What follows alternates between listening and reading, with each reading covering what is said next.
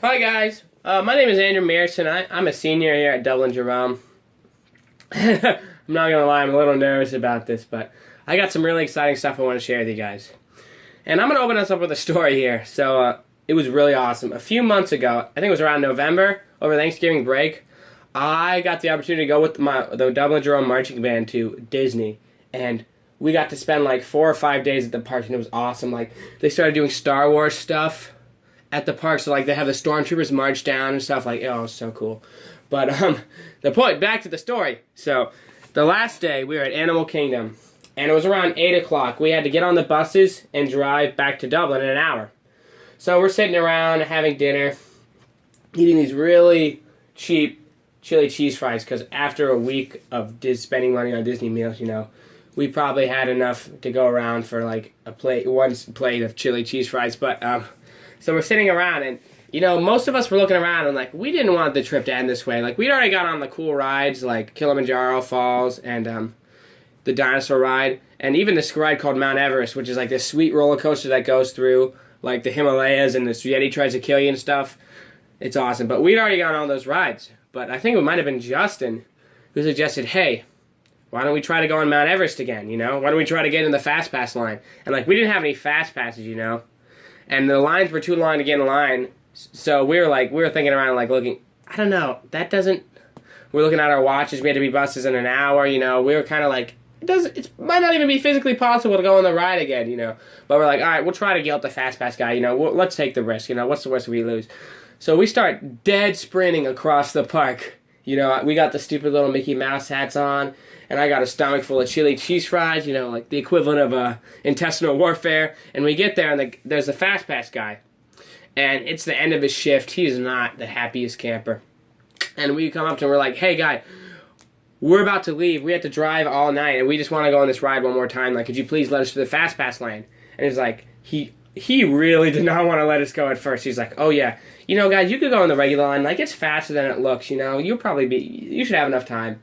And then after that, we tried to make him feel as awkward as possible. Like, we didn't even say anything. We just stared at him, just feeding into the awkward tension until he broke down. He's like, all right, you guys can go through. So we were ecstatic. We got to go on the ride again.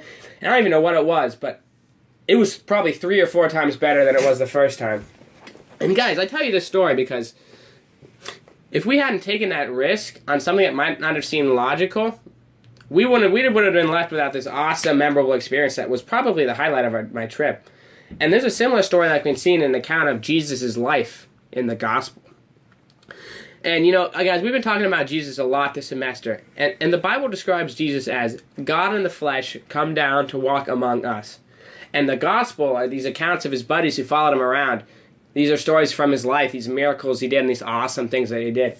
And I want to share with you a story in Luke chapter 5. So it goes like this. One day, as Jesus was standing by the lake of Gennesaret, the people were crowding around him and listening to the word of God. It's the word of God because Jesus is the incarnation of God. I just want to clarify that. But he saw at the water's edge 2 boats left there by fishermen who were washing their nets. He got into one of the boats, the one belonging to Simon, and asked him to put a little from shore. Then he sat down and taught the people from the boat. So guys, I just want to give you a little image. So Jesus and one of his buddies, Simon Peter, one of his disciples and closest friends, he was a fisherman, and they were sitting in a boat, and Jesus was teaching the people along the shorelines from the boat like an amphitheater. And Jesus always had these huge crowds following him around wanting to listen to every word that he said. And the story goes on, and he says, when he had finished speaking, he said to Simon, put out into the deep water and let the nets down for a catch. Simon answered, Master, we've worked hard all night and haven't caught anything. But because you say so, I will let down the nets. And guys, I just want to give a little background. So Simon, one of Jesus' closest friends, is a fisherman. And they had been fishing all night and not caught a single thing. Like, he's probably pretty frustrated at this point. And this amateur strolls in trying to tell him how to do his job, It's like, it's not even like it's that hard of a job, Just drop the net. Oh, fish. Drop the net. Pick it up. Oh, fish, But, I probably would have been like, all right, Jesus, just leave it to the pros, But, Simon reluctantly is like, all right, Jesus, I'll drop my net where you tell me to. And then something really crazy happened, so I'll continue reading. But when they had done so, dropped into nets where Jesus told them, they caught such a large number of fish that their nets began to break. So they signaled their partners in the other boat to come and help them. And they came and filled the boats so full that they began to sink. And now, guys, that's just a crazy image. Like, they had so many fish that the boats began to sink. And, I don't know what's going through their heads. I'm probably thinking, like, if I were Simon, I'm like, all right, Jesus, here's a contract. Welcome to the team. You can start working on Monday, But Simon Peter's reaction is actually probably pretty different than what you'd expect. So it says, when Simon Peter saw this, he fell at Jesus' knees and said, "Go away from me, Lord. I am a sinful man." For he and all his companions were astonished at the catch that they had taken. And so were James and John, the son of Zebedee, Simon's partners. And guys, that might seem a little weird, but I honestly believe that Peter's in a space where he realized that he'd been going about his life his own way, and casting his net in places where there ultimately weren't any fish. And I think the same can be said for our lives, where we're casting our nets looking for fish, looking for love, looking to be filled. Like whether that be an achievement or grades or your performance in sports, anything. I feel like we all have this craving to feel full from these things, and ultimately they don't leave us satisfied. Like for instance, an instance where I was casting my nets and not catching any fish, where I would crave social affirmation, like I would want to feel love from other people and compliments. I want to have friends. I want to look cool, And I always say to myself, if I just had these one friends, I would be happy. If I were just friends with this one person, people would think I was cool.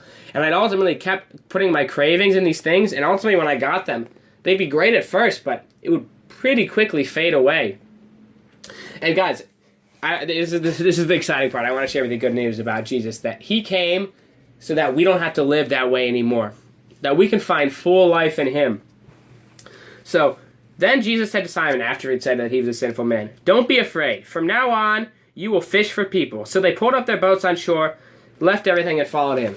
And what I think crazy about this story is that Simon Peter took this chance on Jesus. He said, "Simon, just trust me. Put your nets here." And he did that, and ultimately he found more fish than he could imagine, He left that encounter with a purpose found in Jesus. And guys, I want to say the same thing can be true for you and everyone you know. Like, you can live the life that you were meant to experience. Since I started my relationship with Jesus, I have full confidence that my life has purpose. And that doesn't mean I'm perfect. In fact, I mess up all the time, but that's okay, And that, honestly, I probably have more questions than when I started, but having listened to Jesus and seen where he wants me to cast my nets and putting my hope and trust in him, I have been able to find full life through that. I don't have to worry about stupid things like whether or not people give me compliments or that I'm a part of these social groups, that I can find enough fulfillment and joy by just trusting in him and casting my nets where he tells you to. And guys, I just want to ask you a few questions. I leave you with a few challenges. One, where do you think that you have been casting your nets looking for this love and fulfillment? And two, has it been happy and fulfilling in the long run? And guys, I just want to reassure you, if you want to know about more who Jesus is and the full life that he offers, just talk to a leader or someone who brought you here. I'm sure they'd love to tell you about where they casted their nets and where they have found hope and trust in Jesus. And with that, I just want to praise, and we can go to Wendy's. So that's my thing.